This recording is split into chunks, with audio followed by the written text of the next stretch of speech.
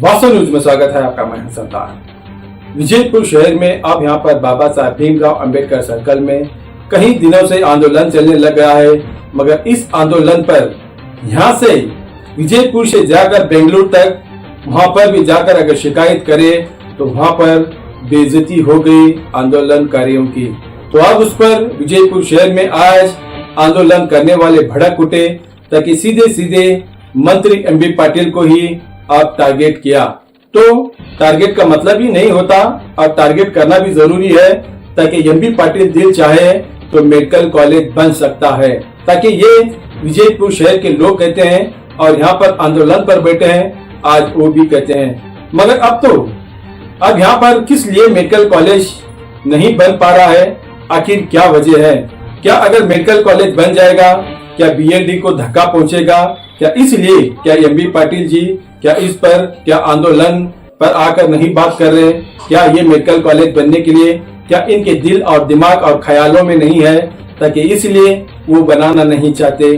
और कुछ राजनीतिक लोग अगर मेडिकल कॉलेज बन गया तो अधूरे रह गए सपने गरीबों के वो पूरा हो जाएगा। अब ये चलने लग गया है। अब ये यहाँ पर आरोप करने लगे हैं भाषण में अरविंद कुलकर्णी। अब ये कहने लगे हैं वो ताकि बेंगलुरु तक ले जाकर वहां पर मुख्यमंत्री के सामने खड़ा करके विधानसभा को बुला ले जाकर वहां पर एक बड़ी बेइज्जती हो गई। इनको वहां पर बैठने के लिए भी नहीं कहा। अब ये कहने लगे हैं ताकि पुलिस स्टेशन में गुनहगार खड़ा होता है उस तरह ही आंदोलन करने वाले खड़े हो गए और इनकी एक भी ना माने। तो अब यहाँ पर तो यही है, हमने यही कहते हैं तब उस वक्त अंग्रेजों के साथ लड़ा करते थे जब देश आजाद नहीं हुआ था, मगर अब राजनीति के लोगों के साथ इस कांग्रेस पक्ष के साथ अब लड़ना पड़ने लग गया है। क्या अंग्रेजों ने क्या जाते जाते इनको कौन सा पाठ पढ़ाकर चले गए जो कांग्रेस वालों को उस वक्त तब अंग्रेजों की हुकूमत में जब हिंदुस्तानी लोगों पर जुल्म इसी तरह किया करते थे, आज ये अपना अब यहाँ पर कानून बनाकर अब उसी तरह यहाँ पर जुल्म करने लग गए हैं। फर्क कुछ भी नहीं है अंग्रेजों की और कांग्रेस पार्टी में। अब उस वक्त वो अपनी हुकूमत में जुल्म किया, ये अपनी हुकूमत में अब जुल्म करने लग गए हैं, ताकि ये यही सोचते हैं ताकि मेडिकल कॉलेज ना बने, सरकारी मेडिकल कॉलेज ना बने। अगर बने तो इनकी दुकानें बंद हो जाती हैं। तो यहाँ पर बहुत सारे भाषण में सवाल और जवाब के खड़क भाषण होने लग गए हैं, ताकि कांग्रेस के नेताओं के दिल और दिमाग में बिल्कुल ही सरकारी मेडिकल कॉलेज बनाना नहीं है। तो अब यहाँ पर ऑल इंडिया के लोगों का भी यही सपने होते हैं और कर्नाटक के लोगों का भी यही सपने होते हैं ताकि अपने बच्चे डॉक्टर बन जाए, एक बड़े नामी बन जाए। कैसे बन जाते हैं? राजनीति के लोग ही डॉक्टर बनने लग गए, उन्हीं की घराने के लोग ही बड़े बड़े पोस्ट में चलने लग गए। तो गरीब ही रह गया है, अमीर ही रह गया है। सके ऐसा ही हो गया है। अब तो आजादी तो हो गई, आजादी भी मिल गई, मगर कांग्रेस से आजादी शायद कुछ लोगों को नहीं मिल पाने लग गई। कुछ लोगों को, यानी कि अब तो आंदोलन ऐसे होने लग गया है कर्नाटक में ताकि बिना ही चुके, बिना ही थमे अब कहां ना कहां पर कांग्रेस सरकार के विरोध आंदोलन चलने लग गया है। तो आइए देखेंगे एक रिपोर्ट में कड़क भाषण किस तरह से एमबी पाटिल के विरोध होने लग गया है। तो आइए देखेंगे एक रिपोर्ट।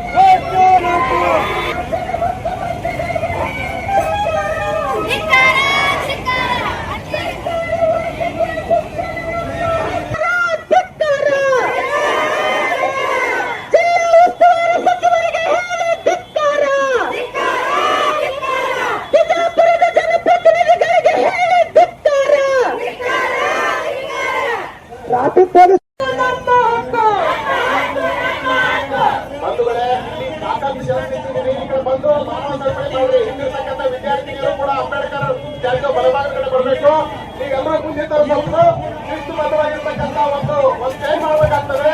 ರಾಜ್ಯ ಸರ್ಕಾರವನ್ನ ಎಚ್ಚರಿಸಬೇಕಾಗ್ತದೆ. ನಾವು ಏನಾದ್ರು ಮಾಡಿ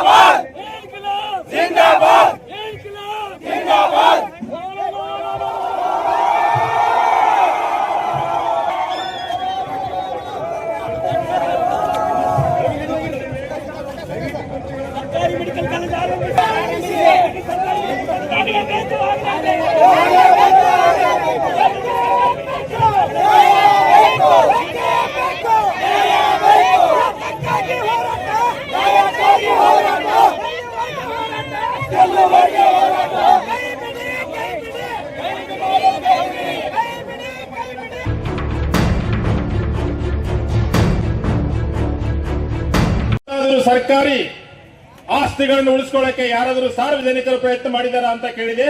ಗೂಗಲ್ದಲ್ಲಿ ಕೇವಲ ಎರಡೇ ಹೆಸರುಗಳು ಬಂತು. ಒಂದು ಮೈಸೂರಲ್ಲಿ, ಇನ್ನೊಂದು ಕೊಡಗಿನಲ್ಲಿ. ಆದರೆ ನೀವು ಬಿಜಾಪುರಿಗರು ಇವತ್ತು ಇತಿಹಾಸವನ್ನು ನಿರ್ಮಿಸ್ತಾ ಇದ್ದೀರಿ. ಇಲ್ಲಿ ಎದುರುಗಡೆ ಕುಳಿತಿರುವಂತಹ ಮಕ್ಕಳು ನೀವು ಇತಿಹಾಸ ನಿರ್ಮಿಸ್ತಾ ಇದ್ದೀರಿ.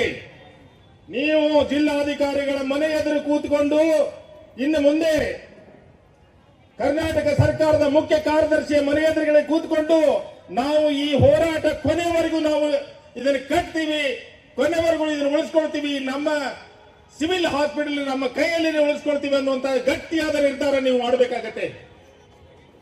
ಸ್ನೇಹಿತರೆ, ಇದು ನಮ್ಮ ಅಳಿವಿನ ಹೋರಾಟ, ನಮ್ಮ ಆಸ್ತಿಯನ್ನು ಉಳಿಸಿಕೊಳ್ಳುವ ಹೋರಾಟ. ಇದು ಯಾರಿಗೂ ಪರಭಾರೆ ಆಗಬಾರ್ದು. ಯಾರಾದರೂ ಬಂದು ಎಲ್ಲೆಲ್ಲೋ ಹಣ ಚೆಲ್ಲಿ ಯಾರನ್ನೋ ಸಂತೋಷಪಡಿಸಿ ಈ ಸರ್ಕಾರಿ ಆಸ್ತಿಯನ್ನು ಹೊಡೆಯುವಂತ ವ್ಯವಸ್ಥೆಯಲ್ಲೇ ನೀವು ವಿರೋಧಿಸಬೇಕಾಗತ್ತೆ. ಇದು ಸಾರ್ವಜನಿಕ ಆಸ್ತಿ ಆದ್ರೂ ಕೂಡ ಇದು ನಿಮ್ಮ ಮನೆಯ ಆಸ್ತಿ. ಇವತ್ತು ಸರ್ಕಾರ ಆಸ್ಪತ್ರೆಗಳಿಗೆ ಹೋಗುವವರು ಯಾರು?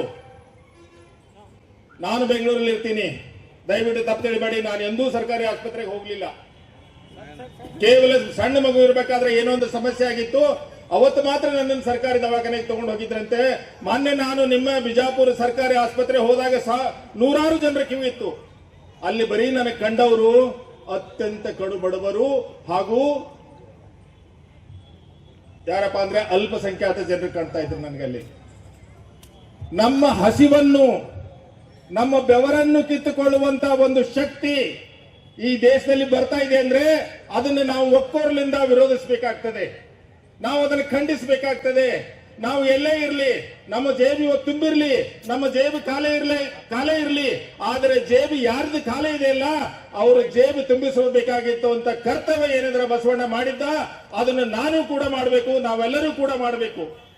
ನಾವೆಲ್ಲರೂ ಹಂಚಿಕೊಂಡು ತಿರಬೇಕಾದ ದಾಸೋಹ ಏನಿದೆಯಲ್ಲ ಅದನ್ನು ನಾವು ಪ್ರತಿಯೊಬ್ಬರು ಪಾಲಿಸಬೇಕು. ಇವತ್ತು ಉಳ್ಳವರು ಆ ನಮ್ಮ ಆಸ್ತಿಯನ್ನು ಕಿತ್ಕೊಳ್ಳುವಂತ ಪ್ರಯತ್ನ ಮಾಡ್ತಾ ಇದಾರಲ್ಲ, ಆ ಉಳ್ಳವರಿಗೆ ನೀವೆಲ್ಲರೂ ಒಂದು ಚಾಲೆಂಜ್ ಕೊಡಬೇಕು. ನಾವು ಯಾವುದೇ ಕಾಲಕ್ಕೆ ಇದನ್ನು ಬಿಟ್ಟು ಕೊಡೋದಿಲ್ಲ, ನೀನು ಏನಿದ್ರು ನಿಮ್ಮ ಮನೆಯಲ್ಲಿ ಇರಪ್ಪ ಅಂತ ಹೇಳ್ಬೇಕು. ಯಾರು ಯಾರನ್ನು ಹೊಡೆಯಲಿಕ್ಕೆ ಸಾಧ್ಯ ಇಲ್ಲ. ಇವತ್ತಿಗೆ ಮಕ್ಕಳು ಎದುರಿಗೆ ಬಂದಿದ್ದೀರಿ. ನಾನು ಮಗುವಾಗಿದ್ದಾಗ ಯಾವುದು ಗೋಕಾಕ್ ಚಳವಳಿ ಆಯ್ತು, ಅವಾಗ ಮಕ್ಕಳೆಲ್ಲ, ಇಡೀ ಕರ್ನಾಟಕದ ಮಕ್ಕಳೆಲ್ಲ ರಸ್ತೆ ಬೀದಿಗೆ ಬಿದ್ದಾಗ ಸರ್ಕಾರ ಕಣ್ಣು ತೆಗಿತು. ಅವಾಗ ಗೋಕಾಕ್ ಚಳವಳಿ ಇವತ್ತಿಗೆ ಇತಿಹಾಸದಲ್ಲಿ ದಾಖಲಾಗಿದೆ. ಇದು ವಿಜಯಪುರದ ಇಡೀ ವಿಶ್ವದ, ನನಗನ್ಸಿದ ಮಟ್ಟಿಗೆ ಭಾರತದಲ್ಲಿ ಸರ್ಕಾರಿ ದಾಖಲೆಗಳನ್ನ, ಸರ್ಕಾರಿ ಆಸ್ತಿಗಳನ್ನು ಉಳಿಸಿಕೊಳ್ಳುವಂತ ದಾಖಲೆಯನ್ನು ನೀವು ಮಾಡ್ತಾ ಇದ್ದೀರಿ. ನನಗೆ ಇನ್ನೂ ತುಂಬಾ ಮಾತಾಡಬಹುದಾಗಿತ್ತು. ದಯವಿಟ್ಟು ತಮ್ಮನ್ನೆಲ್ಲ ನೋಡಿ ನಾನು ನನ್ನ ಮಾತು ನಿಲ್ಲಿಸ್ತೀನಿ. ಆದ್ರೆ ಒಂದೇ ಒಂದು ನಿಮ್ಮಿಂದ ಬೇಕು, ಎಲ್ಲಿವರೆಗೆ ಹೋರಾಟ, ಎಲ್ಲಿಯವರೆಗೆ ಹೋರಾಟ, ಎಲ್ಲಿಯವರೆಗೆ ಹೋರಾಟ, ಶರಣು ಶರಣಾರ್ಥಿ. ನಾನು ಕಲಬುರಗಿಗೆ ಬಂದಿದ್ದೆ ಈದಿನ.comದು ಓದುಗರ ಸಮಾವೇಶಕ್ಕೆ. ಆ ಸಂದರ್ಭದಲ್ಲಿ ನನಗೆ ಅದಕ್ಕಿಂತ ಮೊದಲೇ ಗೊತ್ತಾಗಿತ್ತು ಇಲ್ಲಿ ಬಿಜಾಪುರದಲ್ಲಿ ಇವತ್ತು ಇಂಥ ದೊಡ್ಡ ಹೋರಾಟ ನಡೀತಿದೆ ಅಂತ. ಈ ಹೋರಾಟಕ್ಕೆ 75 ದಿನಗಳು ತುಂಬಿದವೆ, ಇಂಥದ್ದೊಂದು ಸಭೆ ನಡೀತು ಅಂತ.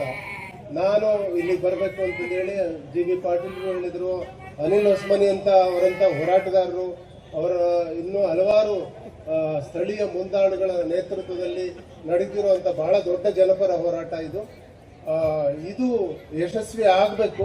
ಯಾಕೆ ಅಂತಂದ್ರೆ ಇದಾದ್ಮೇಲೆ ಇನ್ನೂ ಬಹಳ ದೊಡ್ಡ ದೊಡ್ಡ ಹೋರಾಟಗಳು ನಮ್ಮ ಕಣ್ಣು ಮುಂದಿದ್ದಾವೆ.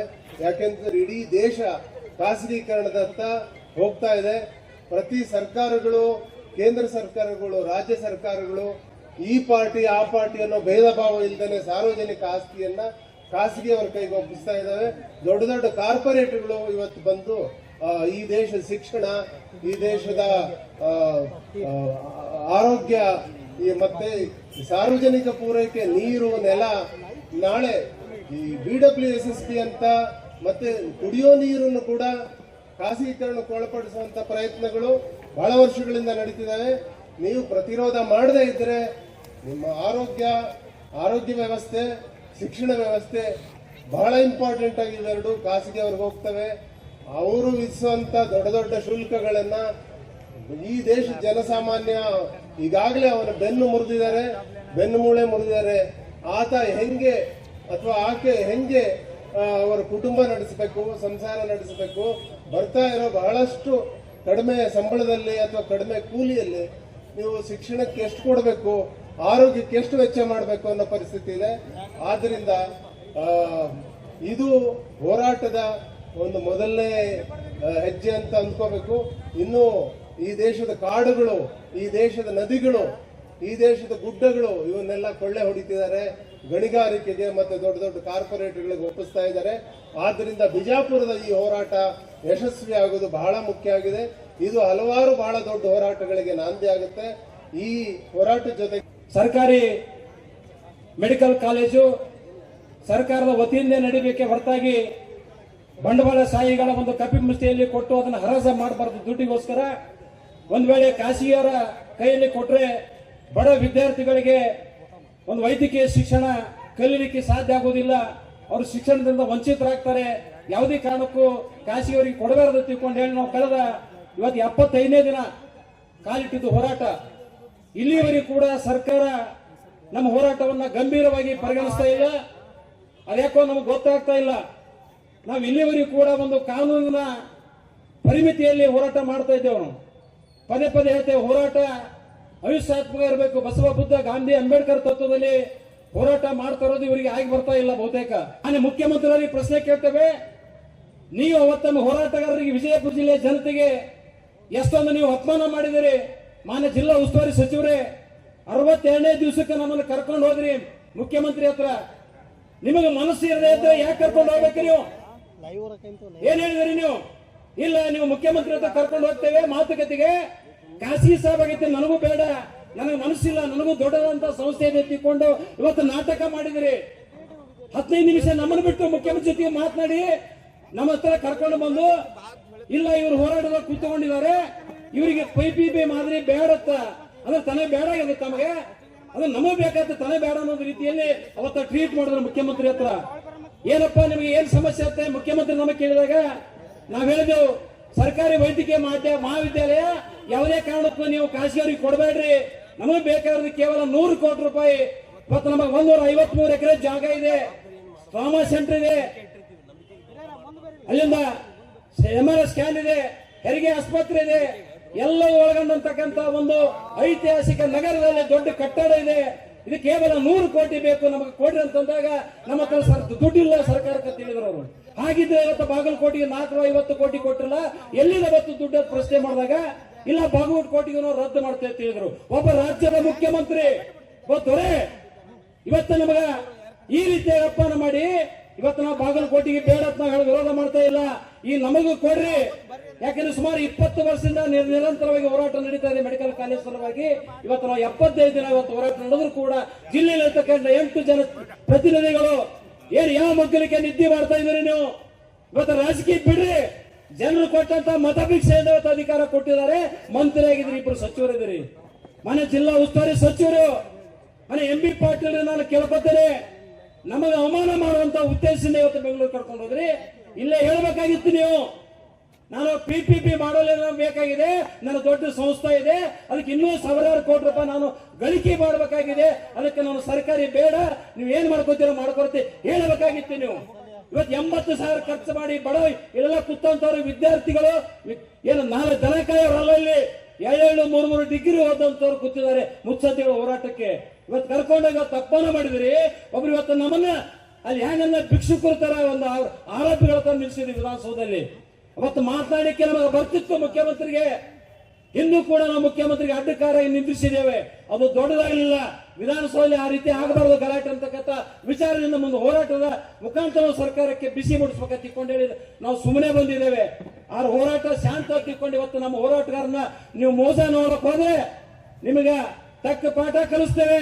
ಇದು ವಿಜಯಪುರ ಜಿಲ್ಲೆ ಅಂತಂದ್ರೆ ಬಸವಣ್ಣನವರು ಮಾಡಿರ್ತಕ್ಕಂಥ ಕ್ರಾಂತಿಯ ನಾಡು. ಇದು 12ನೇ ಶತಮಾನದಲ್ಲಿ ಬಸವಣ್ಣನವರು ಇವತ್ತ ಸಮಾನತೆ ಸಲುವಾಗಿ ಇವತ್ತು ಕ್ರಾಂತಿಯನ್ನ ಮಾಡಿದ್ರಲ್ಲ, ಇದು 21ನೇ ಶತಮಾನದಲ್ಲಿ ವಿಜಯಪುರ ಜಿಲ್ಲೆಯಲ್ಲಿ ಏನಾದರೂ ಕ್ರಾಂತಿ ನಡೆದಿದೆ ಆದ್ರೆ ಅದು ಸರ್ಕಾರಿ ವೈದ್ಯಕೀಯ ಮಹಾವಿದ್ಯಾಲಯ ಸಲುವಾಗಿ ಕ್ರಾಂತಿ ನಡೀತದೆ.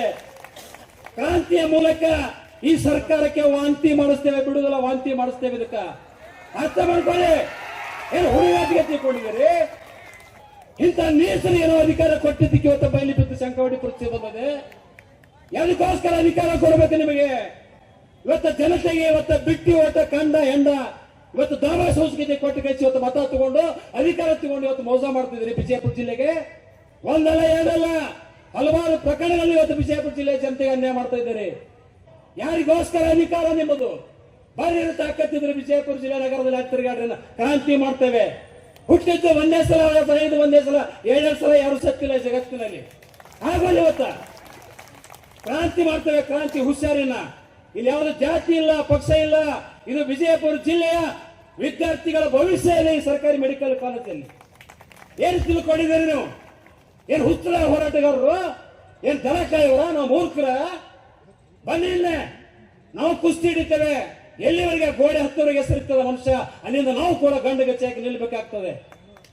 ನಾನು ಪೊಲೀಸ್ ಇಲಾಖೆ ಒಂದು ಮನವಿ ಮಾಡ್ಕೊತೇನೆ, ಇನ್ನು ಯಾವುದೇ ಹೋರಾಟಕ್ಕೆ ನಾವು ಯಾವುದೋ ಅನುಮತಿ ತಗೊಳ್ಳೋದಿಲ್ಲ. ಇದು ಪ್ರಜಾಪ್ರಭುತ್ವ ವ್ಯವಸ್ಥೆ ಇದೆ, ಇದು ಬ್ರಿಟಿಷ್ ಆಳಿದ್ದಲ್ಲ. ಅದು ನಿಮಗೆ ಯಾಕೆ ನಾವು ಮನವಿ ಕೊಡಬೇಕು? ಇವತ್ತ ಕಂಡೀಷನ್ ಮಾಡ್ತಾರೆ ಹೋರಾಟಕ್ಕ. ಇವತ್ತು ನೀವು ಆಯ್ಕೆ ಮಾಡ್ಬೇಕಾದ್ರೆ ನಿಮಗೇನು ಯೋಗ್ಯತೆ? ಇವತ್ತು ನೀವು ದನ ಕಾಯೋರು, ಇವತ್ತು MLA ಮಂತ್ರಿ ಆಗಿದೆ, ನಿಮಗೆ ಕನಿಷ್ಠ ಜ್ಞಾನ ಇಲ್ಲ, ನಿಮ್ಮ ಕಾಯ್ದೆ ಜ್ಞಾನ ಇಲ್ಲ. ಇವತ್ತು ನಿಮಗೆ ಕನಿಷ್ಠ ಡಿಗ್ರಿ ಯಾವಾಗ ನಿಮಗೆ ಮುಂದಿನ ಒಂದು ಸಂವಿಧಾನದಲ್ಲಿ ಬದಲಾವಣೆ ಆಗ್ಬೇಕಪ್ಪ. ದಯಮಾಡಿ ತಪ್ಪು ತಿಳ್ಕೊಬೇಡ್ರಿ. ಯಾಕಂತಂದ್ರೆ ಇವರೆಲ್ಲ 3ನೇ 2ನೇ ಹೆಬ್ಬಟ್ಟದವರಿಗೆ ನಾವು ಓಟ್ ಹಾಕಿ ಇವತ್ತು ಮಂತ್ರಿ ಮಾಡಿದ್ದೇವೆ. ಇವತ್ತಿನ ದಿವಸ ನಾವು ಇವತ್ತು ಬಯಲು ಕೂತು ಶಂಕವಡಿ ಪರಿಸ್ಥಿತಿ ಬಂದಿದೆ. ಯಾಕ್ರಿ ಇದು ವಿಜಯಪುರ ಜಿಲ್ಲೆ ಜನ ಅನ್ಯಾಯ ಮಾಡ್ತೀರಿ? ಅದೇ ಹೇಳ್ತಾರಲ್ಲ, ಬಿಜಾಪುರ ಜಿಲ್ಲೆ ಜನ ಮನಸ್ಸು ಮಾಡಿದ್ರೆ ಕಟ್ಟಿದ ಗೋಲ್ ಮಠ ಬಿಟ್ಟರೆ ಬಾರ ಕಮನ ಆಗ್ಲಿತ್ತು ಎಂದೂ ಬಿಡಂಗಿಲ್ಲ. ಕಟ್ಟಿ ಗೋಲ್ಗ ಮಠನೇ ಕಟ್ತೇವೆ, ಕೊಡೋದಿಲ್ಲ. ಇದನ್ನ ಎಲ್ಲರೂ ಕಂಕಣ ಬದ್ಧವಾಗಿ ನಿಲ್ಲರಿ, ಪಕ್ಷ ಬಿಡ್ರಿ. ಯಾವುದು ಕಾಂಗ್ರೆಸ್, BJP, JDS ಇವಕ್ಕೆಲ್ಲಕ್ಕೂ ರಾಜಕೀಯ ರಾಜಕೀಯ ಏಡ್ಸ್ ಬರ್ತದ ನಿಮಗ. ಇಲ್ಲಿ ಅಧಿಕಾರ ಸಿಗಲ್ಲ ಮತ್ತೊಂದು ಪಕ್ಷಕ್ಕೆ ಹೋಗೋದು, ಅಲ್ಲಿ ಸಿಗಲ್ಲ ಮತ್ತೊಂದು ಪಕ್ಷಕ್ಕೆ ಹೋಗೋದು. ಹಿಂಗಾಗಿ ಜನ ಒಂದೊಂದು ಪಕ್ಷಕ್ಕೆ ಸಿಗಾಡಿ ಎಲ್ಲ ರಾಜಕೀಯ ಏಡ್ಸ್ ಅಂಟ್ಕೊಂಡ್ರಿ. ಇವಕ್ಕೆಲ್ಲ ರಾಜಕೀಯ ಏಡ್ಸ್. ಒಬ್ಬ ಕುಸ್ತ ರೋಗಿನ ಹಚ್ಕೋಬಾರ್ದು, ಇವ್ರನ್ನ ಮುಟ್ಟಿಸಬಾರ್ದು ದಯಮಾಡಿ. ಇದೆಲ್ಲ ಇವ್ರಿಗೆ ಸಲ ಮಾಡೋದಕ್ಕೆ ಇವ್ರು ಸಾಹೇಬರಲ್ಲ, ನಾವು ಈ ಸಾಹೇಬರು, ಈ ದೇಶದ ಸಾಹೇಬರು, ಈ ದೇಶದ ದಣಿಗಳು ನಾವು. ಅನ್ನ ಹಾಕ್ತೇವೆ ನಾವು ನಾಲ್ಕರಿಗೆ. ಅಧಿಕಾರ ಕೊಟ್ಟು ಕುರ್ಚಿ ಕೊಟ್ರೆ ಇವತ್ತು ನಮ್ಮನ್ನು ವಿಧಾನಸೌಧ ಕರ್ಕೊಂಡೋಗಿ ಅರ್ಧ ಗಂಟೆಗಳ ಕಾಲ ಇವತ್ತು ನಾವೇನು ಕೊಲೆ ಮಾಡೋಗಿದ್ದೇವ ಅಥವಾ ಲೂಟಿ ಮಾಡಿದೇವ ಅಥವಾ ರೇಪ್ ಮಾಡಿದೇವ ಅರ್ಧ ಗಂಟೆ ನಮಗೆ ನಿಲ್ಲಿಸಿ ಮಾತಾಡುವಂತ ಇವತ್ತು ಸ್ವಲ್ಪರು ಮಾನವರಿದೆ. ಒಬ್ಬ ಮುಖ್ಯಮಂತ್ರಿ ಒಬ್ಬ ಜಿಲ್ಲಾ ಉಸ್ತುವಾರಿ ಸಚಿವರಿಗೆ ಕುರ್ಚಿ ಮೇಲೆ ಕೂರ್ಸಕಲ್ಲ 150 ಕುರ್ಚಿ ಇದ್ದು ವಿಧಾನಸೌಧದಲ್ಲಿ. ಹೋರಾಟಗಾರ ಬಂದಿದ್ದಾರಪ್ಪ ಅಂದ್ರೆ ಗೌರವ ಕೊಟ್ಟು ಕುರ್ಚಿ ಮೇಲೆ ಕುತ್ಕೊಂಡು ಮಾತನಾಡಿಸಿ ಈ ರೀತಿಯಾಗಿ ತಿಳ್ಕೊಂಡು ಹೇಳಬೇಕಾಗಿತ್ತು. ಉಸ್ತುವಾರಿ ಸಚಿವರೇ, ನಿಮ್ಮ ಮನೆ ಮುಂದೆ ಬರ್ತದೆ ಹೋರಾಟ, ನೀವೆಲ್ಲ ತಿಳ್ಕೊಂಡಿರ್ಬೋದು. ನಿಮ್ಮಿಂದ ಪೊಲೀಸ್ ಇಲಾಖೆ ಅಧಿಕಾರ ನೋಡ್ತೇವೆ ನಾವು, ತಾಕತ್ತು ನಿಮ್ದು ಏಟೈತೆ ನಾವು ಬರೀ ಆಗೋಗ್ಲಿ. ಅದಕ್ಕೆ ಈಗಾಗಲೇ ಎಚ್ಚೆತ್ತುಕೊಂಡ್ರೆ ಸರ್ಕಾರ ಬಿಡೋದಿಲ್ಲ. 8 ಜನ ಶಾಸಕರು ಅದರ 2 ಸಚಿವರು ಇದ್ದೀರಿ. ಕೇವಲ ಕೆಲವೇ ಜನ ಬಂದು ಇಲ್ಲಿ ಬೆಂಬಲ ಕೊಟ್ಟಿರಿ, ಅದು ಕಾಟಾಚಾರ ಕೊಟ್ಟು ಹೋಗಿದ್ದೀರಿ. ನಿಮಗ ಏನಾಗ್ಯದ ಅಂದ್ರೆ ಬಂಡವಾಳ ದುಡ್ಡು ಬೇಕಾಗಿದೆ, ದುಡ್ಡು. ಬಸವಣ್ಣ ಮಾತೆತ್ತಿರ ಬಸವಣ್ಣ ಹೆಸರು ಹೇಳ್ತೀರಿ, ಏನ್ರಿ ಯೋಗ್ಯತೆ ನೀವು ಬಸವಣ್ಣ ಹೆಸರು ಹೇಳಕ? ಬಸವಣ್ಣ ಎಂತ ರಾಜಕಾರಣ ಮಾಡ್ದ, ಅಂತ ರಾಜಕಾರಣ ಮಾಡಕ್ಕೆ ಸಾಧ್ಯ ಇಲ್ಲ.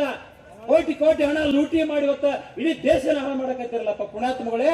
ಇನ್ನಾದ್ರೂ ಬಿಡ್ರಿ, ವಿಜಯಪುರ ಜಿಲ್ಲೆಯ ಜನತೆಗೆ ಅನ್ಯಾಯ ಆಗೋದನ್ನು ಬಿಟ್ಟು ಮೊನ್ನೆ ಏನು ವಿಧಾನಸೌಧದಲ್ಲಿ ಮಾಡಿದಂತ ನೀವು ತಪ್ಪಿಗೆ ಇಡೀ ವಿಜಯಪುರ ಜಿಲ್ಲೆಯ ಜನರಿಗೆ ಕ್ಷಮಾ ಕೇಳ್ಕೊಂಡು ನೀವೊಬ್ಬರೇ ಮುಖ್ಯಮಂತ್ರಿ ಹತ್ರ ಹೋಗ್ಬೇಕು.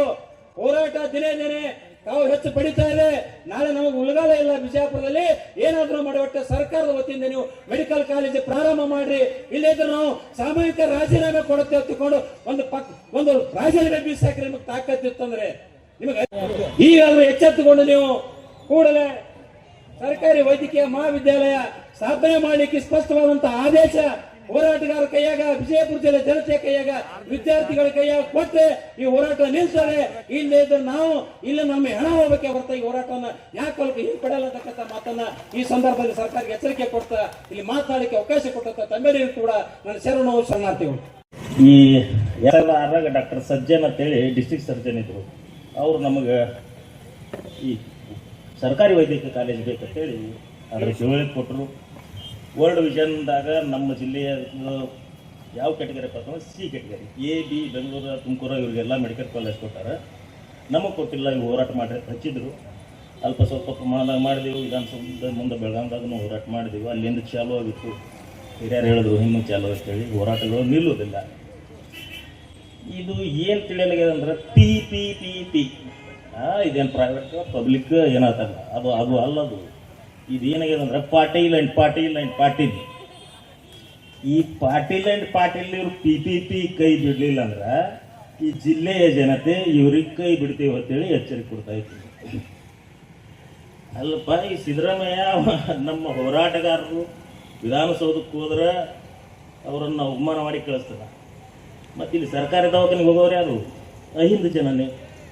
ಮತ್ತು ಇವ ಅಹಿಂದ ನಾಯಕತ್ತ ಅಲ್ಲ, ಎಂಥ ನಾಯಕ ಅದಾನ. ಆ ಮೋದಿಗೆ ಬೈತಾನ. ಇವರು ರೈಲ್ವೆ ಪ್ರೈವೇಟ್ ಮಾಡಿದ್ರು, BSNL ಪ್ರೈವೇಟ್ ಮಾಡಿದ್ರು, ಆ ವಿಮಾನ ಸ್ಥಳಗಳನ್ನ ಪ್ರೈವೇಟ್ ಮಾಡಿದ್ರು ಅಂತೇಳಿ. ಮತ್ತು ನೀನು ಶಿಕ್ಷಣನೇ ಮತ್ತವ್ರಿಗೆ ಮಾರ್ಕೊಳ್ಕತ್ತೀಯಲ್ಲ. ಅವನೇ ನಾಲ್ಕು ತಿಳ್ಕೊಂಡಿದ್ದೀವ, ಅವನಿಗಿದ್ದ ನಾಲ್ಕು ನೀ ಇದೆಯಲ್ಲ. ಇವರು ನಮ್ಮಲ್ಲಿ MLAಗಳು ಏನಾದ್ರು ನೋಡು, ಇವ್ರೇನು ಶೇಂಗಾ ಇರ್ಲಕ್ಕೆ ಹೋಗ್ತಾರೆ ಅಲ್ಲಿ ವಿಧಾನಸೌಧ ಮಾತಾಡೋದಿಲ್ಲ, ಏನಿಲ್ಲ. ಬರೀ ತಮ್ಮ ಒಂದೊಂದು ದವಾಖಾನೆ ತೆಗಿತಾರೆ, ಒಂದೊಂದು ಕಾಲೇಜುಗಳು ತೆಗಿತಾರೆ. ನಮಗೇನು ಹುಚ್ಚು ಮಾಡಿರಿ. ಇವರಿಗೆಲ್ಲ ಹಿರಿಯರು ಸಂವಿಧಾನ ಹೇಳಿದಾಗ ನಡೀತಾರತ್ತ. ನಾವೊಬ್ಬರು ಒಂದು ಕಡೆ ಮಂದಿ ನಡೆಯಲ್ಲಪ್ಪ. ಏನು ಮಾಡೋರಿದ್ದೀರಿ? ಯಾವಾಗ ನಿಮ್ಮ ಮನೆಗಳು ಉಳಿತಾವ, ನಿಮ್ಮ ಗಾಡಿಗಳು ತಿರುಗಾಡ್ತಾವ ರೋಡ್ ಮೇಲೆ. ನಾವೆಲ್ಲದಕ್ಕೂ ತಯಾರಿದ್ದೆವು. ಈಗ ಒಂದೇ ಸಂದೇಶ ಏನಪ್ಪ ಅಂತಂದ್ರೆ, ಈ ಹಿರಿಯ ಬುದ್ಧಿಜೀವಿಗಳ ಜೊತೆಲೆ ಬುದ್ಧ, ಬಸವ, ಅಂಬೇಡ್ಕರ್ರ ಏನು ತತ್ವ ಸಿದ್ಧಾಂತದ ಮೇಲೆ ನಡೀತಿರಲ್ಲ, ನೀವು ನಡೀರಿ. ನಿಮ್ಗೆ ನಾವು ಬೇಡ ಅನ್ನಲ್ಲ. ನಿಮಗೇನಾದ್ರೂ ವಂಚಿಸಿ ಮೋಸ ಮಾಡಿ ನಿಮ್ಮೆಲ್ಲ ದಬ್ಬಾಳಿಕೆ ಮಾಡ್ಲಿಕ್ಕೆ ಬಂದ್ರಂದ್ರೆ ಛತ್ರಪತಿ ಶಿವಾಜಿನ ವಂಶಸ್ಥರನ್ನು ಬರ್ತಾರೆ, ಟಿಪ್ಪು ಸುಲ್ತಾನ್ ವಂಶಸ್ಥರನ್ನು ಬರ್ತಾರೆ, ಭೀಮಾ ಕೋರೆಗಾಂವದ ಬಾಬಾ ಸಾಹೇಬ್ ಅಂಬೇಡ್ಕರ್ ನ್ಯಾಯಗಳು ಮಹಾ ರೆಜಿಮೆಂಟನ್ನು ಬರ್ತದೆ. ಬರೀ ಅವ್ರು ಹಿರಿಯರು ಕೂತಾರೆ ಅಂತೇಳಿ ನಾವು ಯಾಕೆ ಬಿಟ್ಟಿವಪ್ಪ ಅಂತಂದ್ರೆ, ಅವರು ನ್ಯಾಯಬದ್ಧವಾದ ಬೇಡಿಕೆಯನ್ನು ಮಾಡ್ತಾ ಇದ್ದಾರೆ, ಮಾಡಲಿ. ನಿಮಗೆ ಏನಾದ್ರೂ ನಿಮ್ಮ ಸುತ್ತಮುತ್ತ ಕೆಟ್ಟ ಗಾಳಿಗಳನ್ನು ಜೇರ್ಕರ್ತ ಹಾಯ್ದು ಹೋಯ್ತು ಅಂದ್ರೆ ನಮ್ಮ ಬಂದೂಕುಗಳಿಗೆ ಎಡವೆ ಆಗಬೇಕಾಗ್ತದೆ. ನಮ್ಮಲ್ಲಿ ಅದಾವ ಇಲ್ಲತ್ತೇನಿಲ್ಲ. ಕೆಲವೊಂದು ಲೈಸೆನ್ಸ್ನೂ ಅದಾವ, ಕೆಲವೊಂದು ಇಲ್ಲ. ನಾವೇನು ಮಾಡಬೇಕು?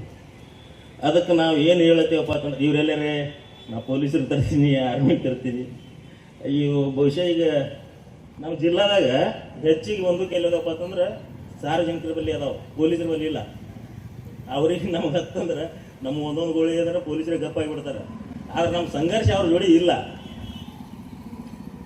ನಮಗೆ ಇವು ಏನು ಇವಕ್ಕೆಲ್ಲ ಕಳಿಸ್ಲತ್ತೀವಿ. ಮತ್ತೆ ಎಲ್ಲರೂ ಕೂಡಿ ಏನಂತಾರೆ, ಇಲೆಕ್ಷನ್ದಾಗ ಅವನು ಇಲೆಕ್ಷನ್, ಬಿ ಜೆ ಪಿ ಅವನು ಇಲೆಕ್ಷನ್ ಕಾಂಗ್ರೆಸ್ನಾಗ ಮಾಡ್ತಾನೆ, Congress election B J P ಮಾಡ್ತಾನೆ.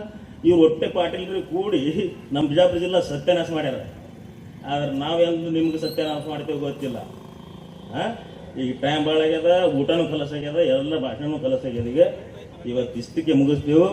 ಮುಂದಿನ ಹೋರಾಟ ಭಾಳ ಉಗ್ರವಾಗಿರ್ತದೆ. ಆದ್ರೆ ನಾವು ಏನು ಮಾಡಿದ್ರು ನಮ್ಮ ಮೇಲೆ ಕೇಸ್ ಆಗಲ್ಲ, ಹಿರಿಯರ ಇವ್ರ ಮೇಲೆ ಆಗೋದು ನಾವು ಮಾಡ್ತೇವೆ. ಅದಕ್ಕೆ ನಿಮ್ಮ ಅನುಮತಿ ಇರ್ಲಿ ಅಂತೇಳಿ ನನ್ನ ಎಡಬಾಕ್ ಮುಗಿಸ್ತೇನೆ. ಜೈ ಭೀಮ್, ಜೈ ಪ್ರಬುದ್ಧ ಭಾರತ್.